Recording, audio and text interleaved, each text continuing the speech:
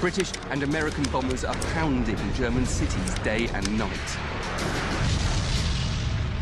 Adolf Hitler authorizes a top-secret project. Hide a vast fortune in gold that the Nazis have stolen from the nations they've conquered and from the millions they've murdered. As the war ends, rumors spread that millions of dollars of Nazi gold lie buried throughout Central and Eastern Europe. Could those rumors have been true? There has been a frenzy of activity in Poland after the supposed discovery of a Nazi treasure train. Was there an underground Nazi El Dorado? And is some of Hitler's lost treasure still waiting to be found? Just the kind of questions we love. We're hunting for the truth behind some of history's most bizarre cases. The mysteries of World War II. I'm a historian. I search for clues in the records of the past. That's amazingly heavy. I'm an urban explorer. I look for the real in what seems unreal, and follow my hunches wherever they lead me. Oh, whoa. Someone's gone through a lot of trouble to make this place. It's about to get really, really weird as we follow a trail of stolen billions in search of Hitler's lost gold.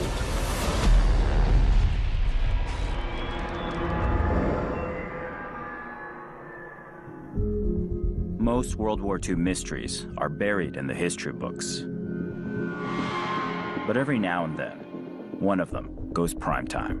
There has been a frenzy of activity in Poland after the supposed discovery of a Nazi treasure train that went missing in 1945. Ever since the end of World War II, there have been these weird rumors that there's a fortune in Nazi gold hidden somewhere in Europe. A fortune some lucky treasure hunter might find someday. What if those rumors were true? How cool would that be? Sam and I are in Poland to hunt for Nazi gold.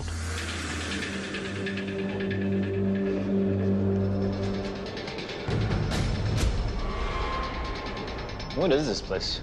Well, in Polish it's called Książ Castle, but the Germans called it Schloss Fürstenstein. This whole area was actually in Germany at the beginning of the war, even though we're in Poland now, and it became a really important site for the Nazis. In 1943, the Allies really started a massive bombing attack on Germany. It was really affecting their cities and their ability to produce munitions for the war. Hitler was desperate to find a solution, and what he did was order the construction of a load of underground complexes for war production. And this castle was going to be the entrance to one of these underground systems.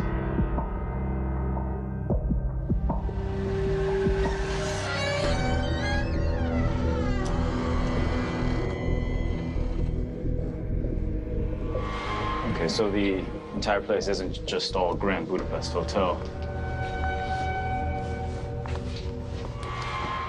Hey, I think I found the entrance to the back cave. The lift shaft.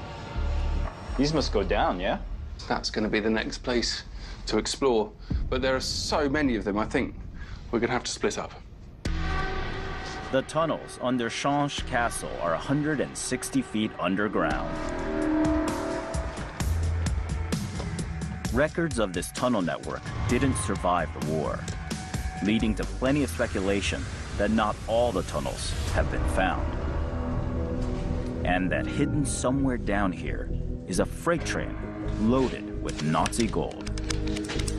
I'm inside the tunnel system underneath this castle, and it's full-on Goonies cavern style in here. But you can see just how foggy and cold it is in here. This is all hacked up by hand. Oh, whoa. Someone's gone through a lot of trouble to make this place.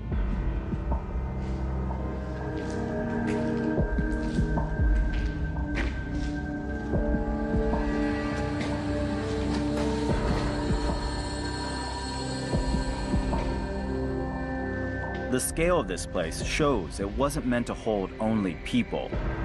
It's an entire complex down here.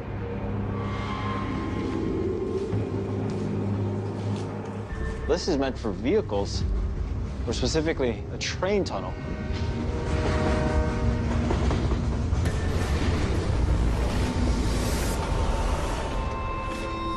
While RJ is going deep on his own, I'm going to learn about these tunnels from a local expert.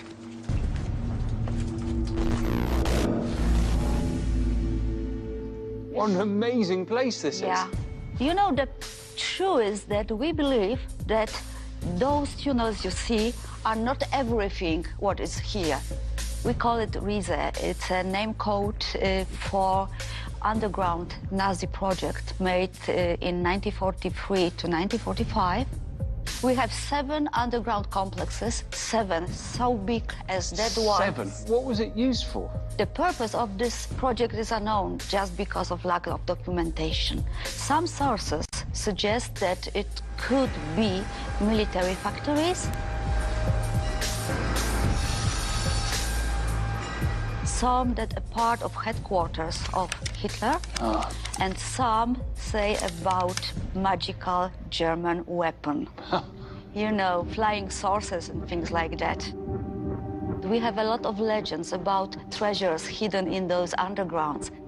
What do you think about the idea of this gold train hidden down here somewhere? I think it's impossible. I wish we had a gold train here. It would be a great treasure. Joanna told me that the gold train legend and World War II history don't match up. The legend claims that the lost gold train left the Polish city of Wrocław in April 1945 and disappeared. But Joanna explained that in April 1945, Wrocław was surrounded by Soviet troops and that no train, not even a car full of gold, could have escaped. But since the end of the war, the historical record hasn't stopped people around here from searching for a lost gold train.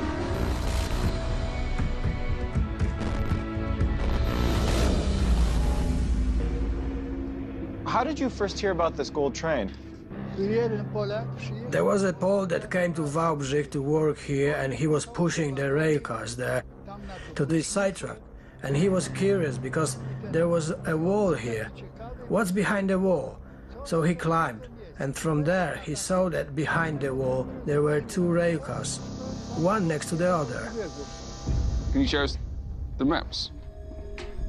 Here is a tunnel, and what we have here is concealed. And here was a sidetrack to Książ Castle. All very interesting. But if Tadeusz knows where the gold train is, what's stopping him from finding it? At the beginning we did some test digging, and I had a group of guys. We started to dig there. So we dug. First day, second day, and on the third day, 3 men came and they told us to stop. And we were very close to the concealed tunnel. So now we have what seems like a case of history versus conspiracy theory. Joanna says there's no Nazi gold train hidden around here. Tadeusz says there is, and that he would have found it if mysterious thugs hadn't stopped him. And what's really interesting is that in this story, the rumors can bear an uncanny resemblance to the facts. In May 1945, American troops in Austria seized a 24-car freight train on its way from Hungary to Germany. That train was packed with Nazi loot. Gold, diamonds, gems, pearls, silverware, and art, estimated to be worth over $4 billion in today's money. You can see why some people could believe in a lost Nazi gold train. We need to get to the bottom of this. If there is a gold train buried around here, we'll need some hard science to find it.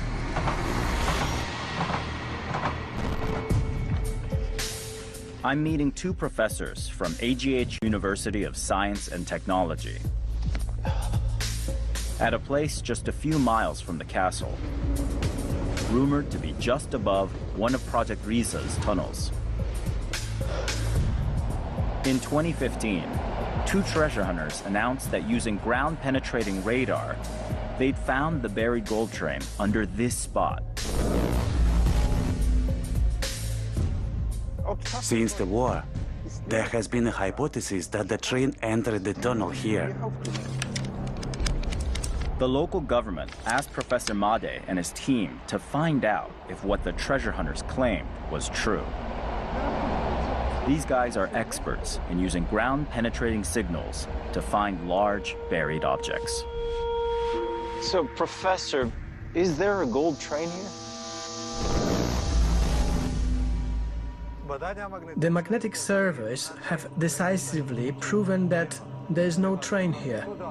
The size of the signal that we registered here was definitely too small. The train should have given a much bigger signal. Using this method, we can explicitly say there's no train here. Bummer. According to science, the lost Polish gold train isn't here. But that doesn't mean there's no hidden Nazi gold out there. Maybe Sam and I are just looking in the wrong place. Maybe we need to go back to the beginning of the Nazi gold trail. As they say, follow the money. RJ and I are looking into one of the most tantalizing mysteries of World War II. During the war, the Nazis stole billions in European gold. Is some of that gold still hidden underground? The Nazi gold trail begins in 1938, when Hitler's armies marched into Czechoslovakia and Austria. The Nazis made off with nearly 2 billion of today's dollars in Czech and Austrian gold. Germany's neighbour Poland watched this looting of two sovereign nations' treasuries with alarm. The Poles feared they'd be next.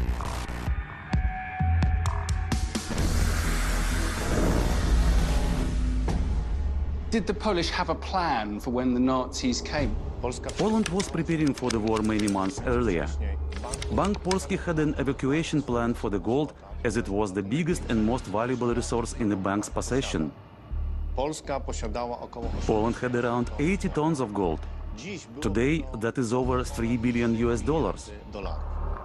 When it became obvious that the war would break out, Bank Polski's employees, the whole board, decided to prepare the gold for evacuation. On September the 1st, 1939, the Nazi army smashed into Poland.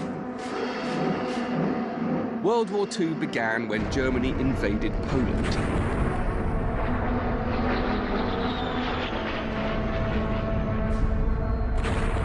Poland's military were no match for Hitler's massive assault.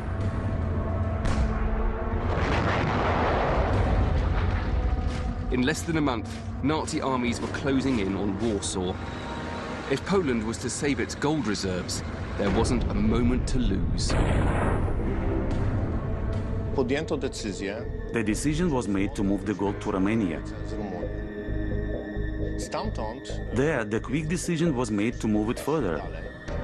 They managed to put it onto a British tanker ship and move it to Turkey. Thanks to the cooperation of France, the decision was made to evacuate the gold to France through Syria and Lebanon.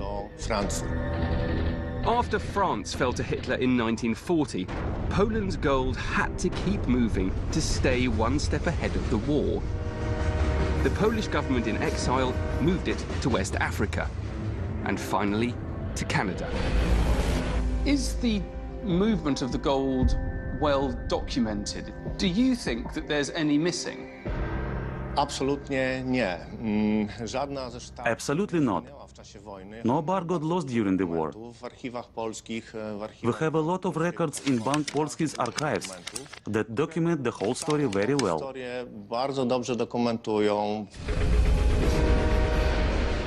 The Polish government moved its country's entire gold supply halfway around the world just to keep it from falling into Nazi hands. As the war spread into Western Europe, other threatened countries like Norway, France, and the Netherlands tried to evacuate their own gold reserves. Some 2,500 tons of gold from European treasuries made it safely into Canadian bank vaults.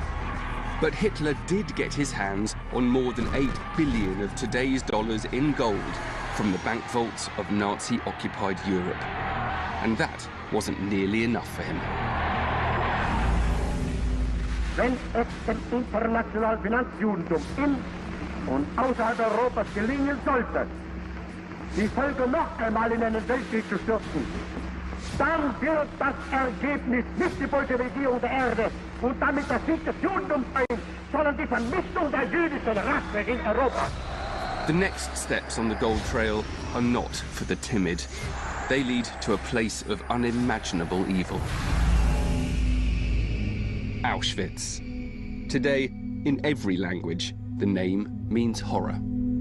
First built in 1940 to hold Polish political prisoners, it soon became Hitler's slaughterhouse. In 1942, the Nazis began what they called the final solution, the annihilation of Europe's Jews. The Nazis shipped 1.3 million people to Auschwitz. By the end of the war, more than 1 million of them had died. That's nearly 250,000 more than all the British and American soldiers killed in World War II.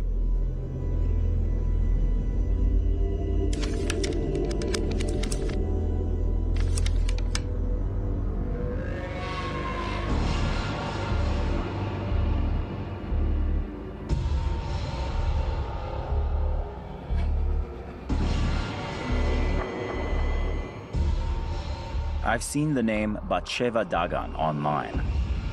She's 90 years old, one of the few Auschwitz survivors still alive. The Nazis murdered her parents and older sister and moved her between 6 different prison camps during the war. I need to know what she witnessed in this place. My last prison was Auschwitz. I didn't know anything about Auschwitz. Only one thing, that you get in, but you never get out. We had no protection, no security. No word for this term in any dictionary. We are stripped of all dignity, victims of man's inhumanity. In Auschwitz, Batsheva was assigned to a unit known as Canada, which sorted possessions stolen from murdered prisoners. The unit's warehouse was deliberately located next to the crematorium. Canada, because Canada is a country of affluence. Canada was what we called the place where we sorted into piles the clothes and possessions of those who were sent to the gas chambers.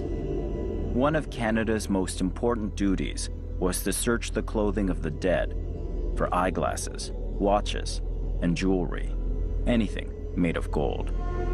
A grim task, but another was even worse. Rings, earrings.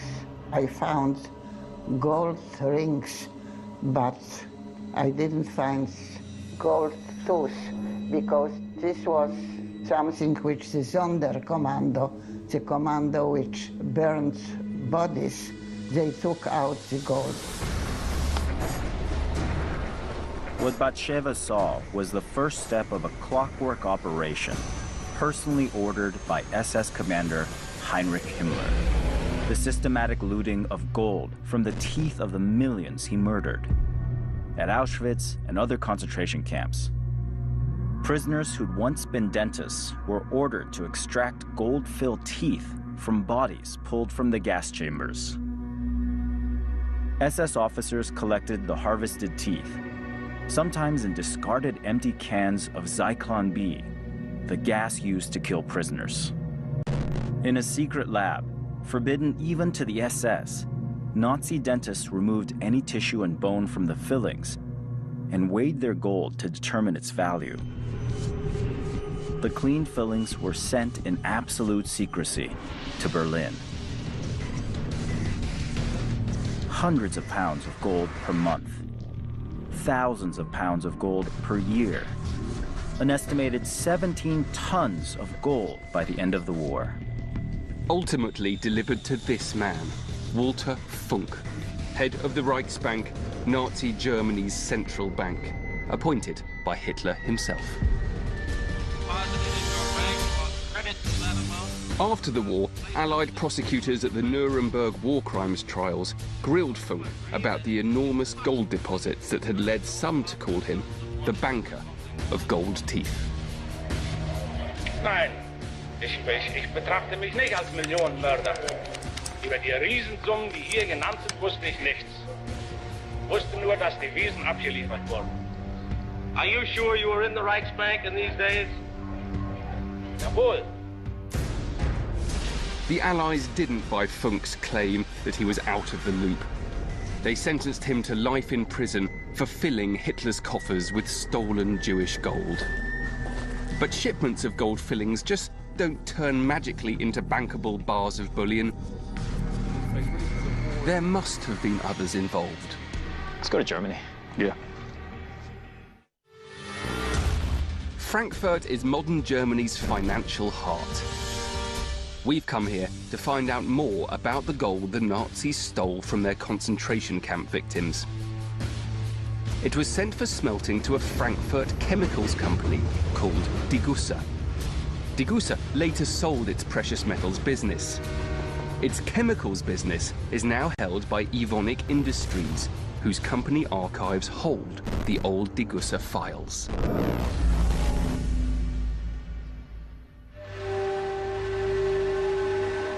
So this is one of the books from the Frankfurt refinery. And what I can show you here is the month is July 1940. I see. It's so meticulously recorded, isn't it? It is. So you can see here, this is where the gold came from, the gold and silver. This means it came from Berlin.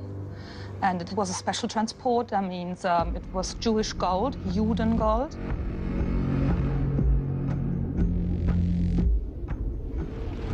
It turns out that Hitler was stealing Jewish gold long before the Holocaust.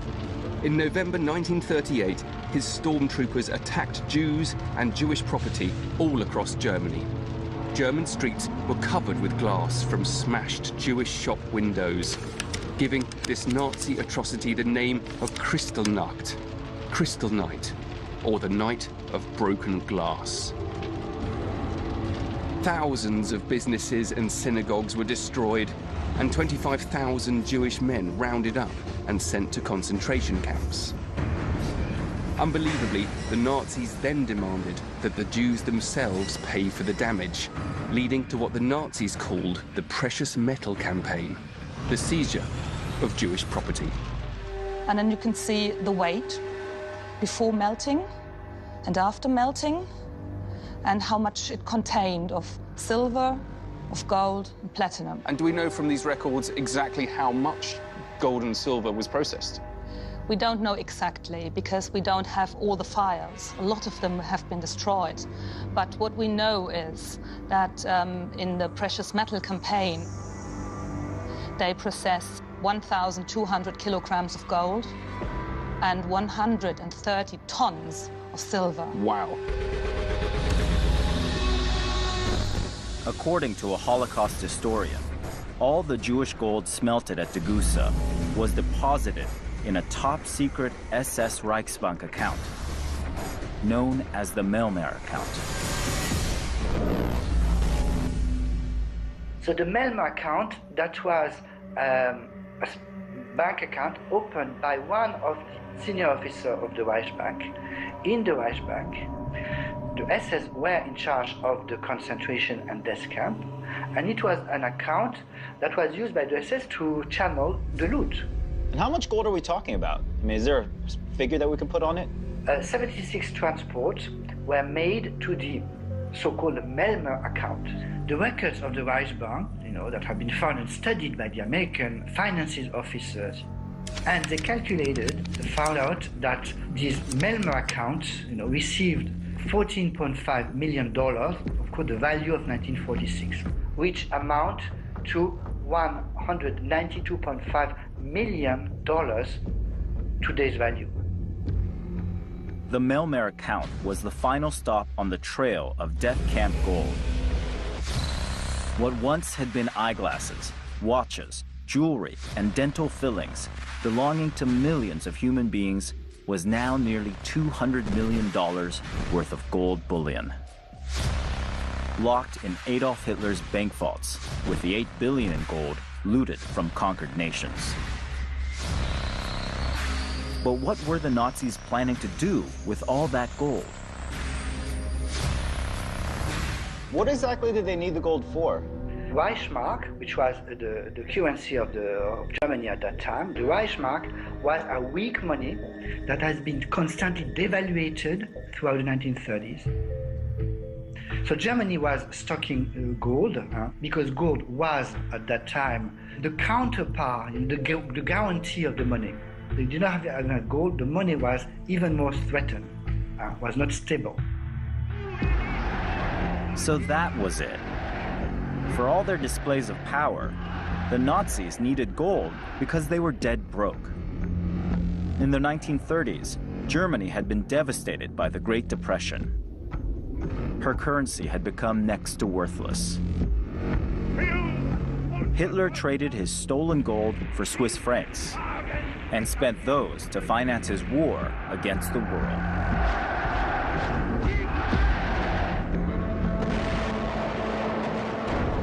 A war that wound up costing Nazi Germany more than $2 trillion in today's US dollars.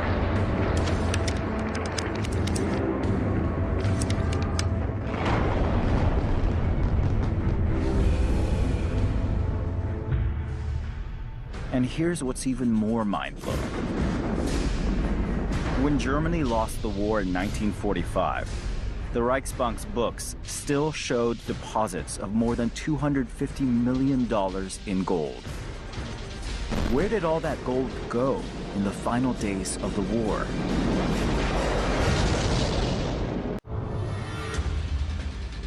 Trying to find the truth behind legends of lost Nazi gold hasn't been easy. There's plenty of evidence that the Nazis were stealing billions in bullion from looted bank vaults across Europe, and from the pockets and even the teeth of the millions they murdered. The stolen gold was sent to metal refineries in Germany and smelted into gold bullion, which was deposited in Nazi Germany's central bank, the Reichsbank. Even in the final months of the war, records show that the Reichsbank still held some 255 million of today's US dollars in gold. But when the Soviets captured Berlin in April 1945, they found only a few million in the Reichsbank's nearly empty vaults. So where was the rest of that 255 million in Nazi gold? Historian Jean-Marc Dreyfus told me to check out this place, the Merkers mine in central Germany.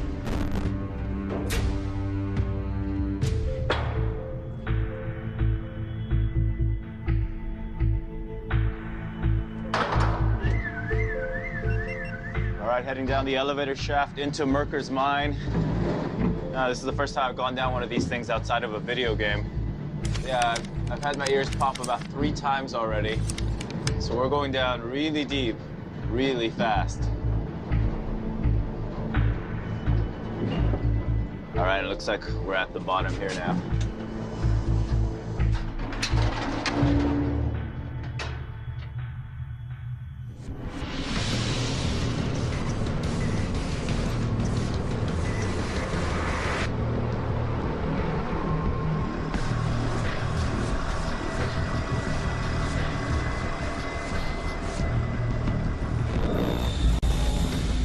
So how far down are we? We are now below ground, round about 420 meters. At Merkers, Germany, this salt mine holds one of the strangest secrets of the war.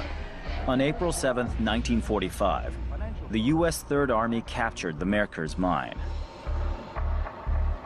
and found something beyond imagination. This room was full of those boxes and bags and so on.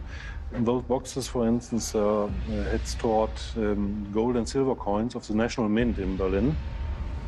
The Merkers mine held most of the Reichsbank's gold deposits. In 1945, as Allied bombs rained down on Berlin, Reichsbank gold bars were loaded onto trains and sent south to the safest parts of the Reich. Bavaria and Thuringia home of the Merkers mine, the perfect place for stashing Hitler's gold. This mine was chosen to hide gold and valuables because it was dry. It was safe in the middle of Germany, far beside the bombardment in Berlin. This time they thought that it would be possible to overcome also the enemy access to this mine by closing the shafts, by blasting them. They made a brick wall because behind there's another room there. And this was similar to this, what the American soldiers found. Here was an armored door, steel door, a massive door. Yeah. And behind it, there was a gold room. This is about 2 meters of solid brick. The brick is very massive here, and therefore they had to use a lot of explosives to blast a hole into the brick wall. I mean, they basically built a bank vault in the middle of this salt mine. Yeah, exactly. I think it was something like the German Fort Knox. I'll say it was. Inside the Merkers mine, the Americans reportedly found nearly $240 million in gold.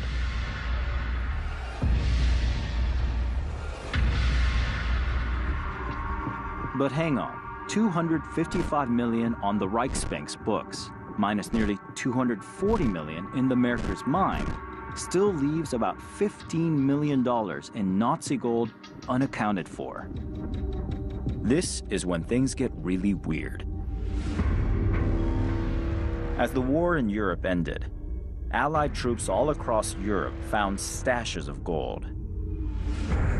Buried in mines, submerged in rivers and lakes, hidden under battlefields, and even in the death camps.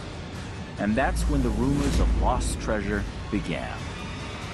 As far as we know, there are some rumors saying that some portions of this gold had also been transported to Austria to be hidden there on the German-Austrian border.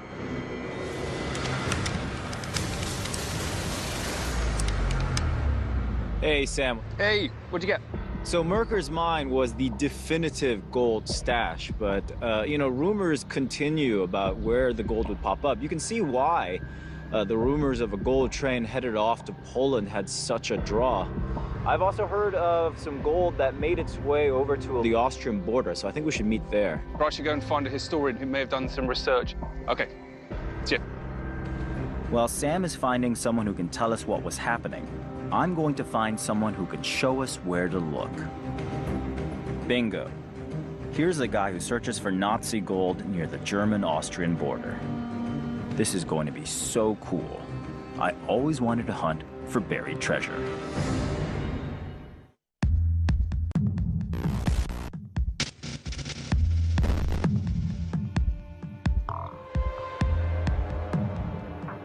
This is the command center. This is where all the magic happens. Yes, that's true. Here we are doing our plannings for our trips and search expeditions. Jürgen Pruska is a treasure hunter. He and his sidekick Andy have found some seriously cool stuff from Germany's ancient past. This is Bronze Age. These are Roman coins, also Celtic coins. These are the most valuable things you can find, gold coins. You can bite on it and you feel it's smooth, it's soft. Not like metal normally. People actually bite into it? I thought that was like a cartoon thing. Roman gold coins can be worth a pretty penny. But it's Hitler's lost gold that keeps Jürgen hunting and hoping. When we are hunting for the Reichsbank treasure, we always find World War II relics. This is a helmet of the Wehrmacht, a soldier's helmet. And we find, for example, gas masks. What about this? This looks pretty serious. This is what we're looking for. This is a gold bullion, 1 kilo, fine gold, which means it's the highest quality of gold, and it's a copy of those bars who came to Garmisch-Partenkirchen and to Mittenwald. Okay, so this isn't real. No, it isn't real. I'm sorry. And I hope we'll find it soon, a lot of them, and good hidden in a good quality. Billions which reached. And Jürgen's not just blowing smoke. He's got records from the end of the war, which reveal that 730 bars of Reichsbank gold wound up here in Mittenwald, in the possession of Colonel Franz Pfeiffer, commander of a local unit of mountain troops. So what happened to all that stuff? It was this kind of the area here, where it was transported to and hidden, because it's a mountain troopers training area and it was forbidden for Germans to enter. So the mountain troopers could hide it wherever they want. After the war ended, American troops found most of Colonel Pfeiffer's stash of gold, but they didn't find it all. They are still missing 200 kilos of these listings.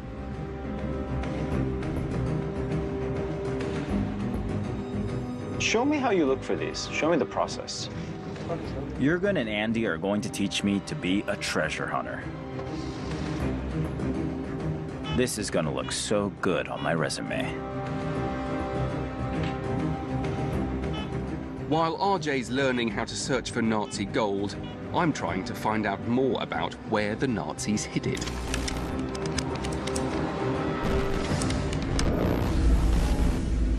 What did the Germans do with the gold that was in Berlin when they realized that they were losing the war? The gold reserves and other things transport to mostly Reichsbank branches in Thuringia and Saxony and also some parts of Bavaria. It's obviously a significant logistical challenge to move so much gold so far. By train and also by car, and it took several weeks to bring it to Thuringia, but also afterwards further on to Bavaria. According to Dr. Bunken, most of the gold evacuated from Berlin was stashed in the Merkers mine. But some never made it there. What happened to the rest of it?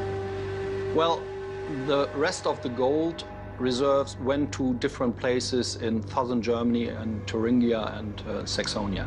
Not every one of these transport to these different places is very well documented. One case was the gold transport which was going to Munich and afterwards to Mittenwald near the Alps. Now this is getting really interesting. The Nazis were moving gold around Germany in the dying days of the Third Reich. Some of that gold didn't wind up in the huge stash the Allies seized at the Merkers mine. It could still be out there. I think it's time for me to join RJ at Mittenwald and get my own metal detector. Oh, I got something.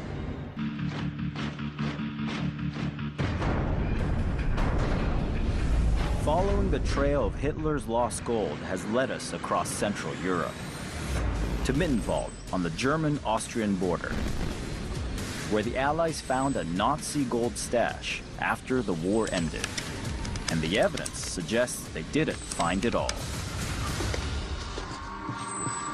So with the help of local treasure hunter Jürgen Proska and his partner Andy, Sam and I are going to see what we can find.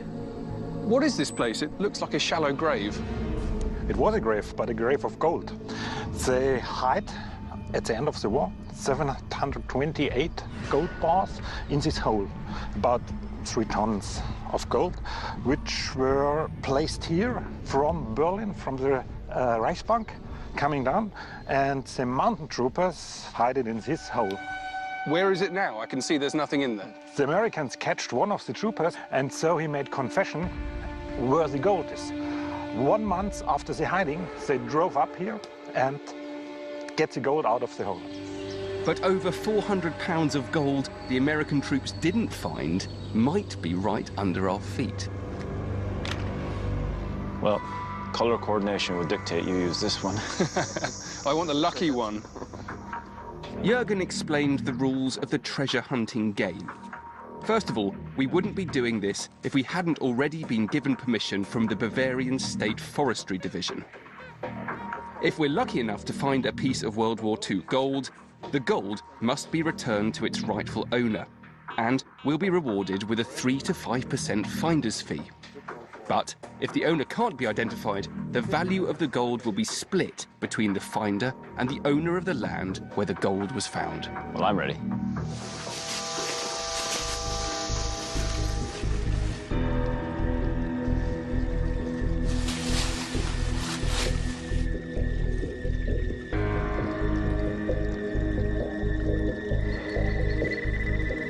I got something. Okay. There we go. Oh, I don't think we have to dig. It's up there. Haha, look at that. Just on the surface. That is a bit of chain. Is it made of gold? It's not made of gold, but it was definitely securing a box that was full of gold. So I win. Whoa, not so fast. As we say in baseball, it ain't over till it's over. I'm getting readings of 91, 84, 94. Let's see what you got here.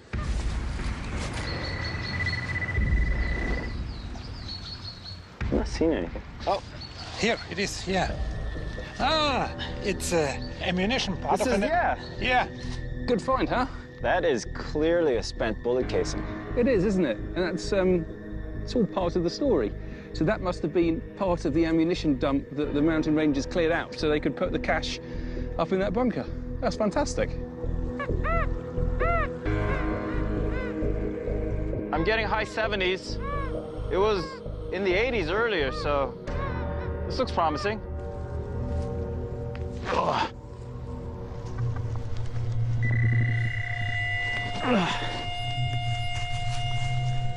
This thing's massive. What do you got? I found an axe head. Look at that. That's full on. That could have been used for digging out the hole. That must have been it. All right, that was a lot of work, but I guess you'd be hard-pressed to say we found Hitler's lost gold. But someday, maybe someone will. Because no one really knows how much Nazi gold is still out there. At the end of World War II, the U.S. Army reported it found more than 98% of the gold reserves listed in Reichsbank records.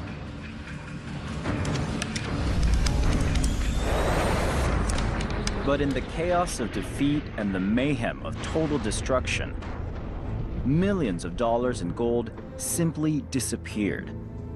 The Americans never knew how much gold ended up in the parts of Germany that fell under Soviet control. And remember that Nazi train full of gold the Americans captured in 1945? Well, much of its treasure vanished while in American custody and has never been seen again.